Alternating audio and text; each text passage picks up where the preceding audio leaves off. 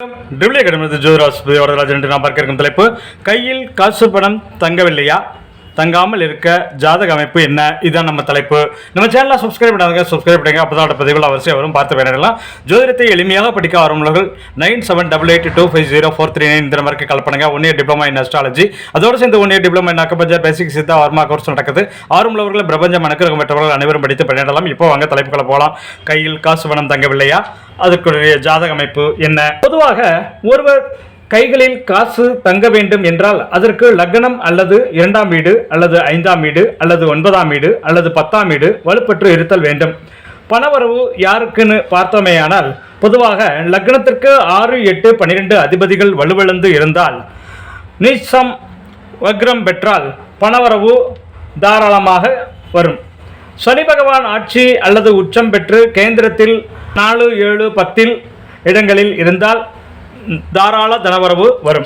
அதில் குரு பகவான் ஆட்சி அல்லது உச்சம் பெற்று லக்னம் 4, 7, 10 இருந்தால் கூட தாராள தனவரவு வரும்.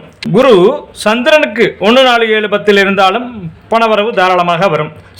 சுக்கிரன் ஆட்சி உச்சம் பெற்று லக்னம் 4, 7, 10 இடங்களில் இருந்தால் கூட தாராளமான தனவரவு வரும். பணம் தங்காத காரணம் என்ன?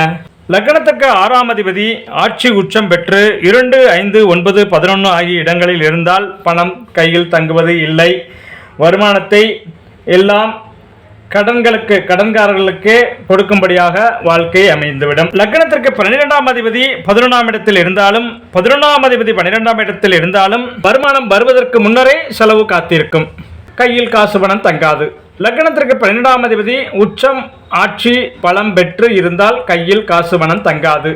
சந்திரனுக்கு குரு 8 அல்லது 12ஆம் இடத்தில் இருந்தாலும் பணம் வருவதும் போவதுமாக இருக்குமே தவிர அவர்களால் எதுவுமே சேமிக்க இயலாமல் இருக்கும்.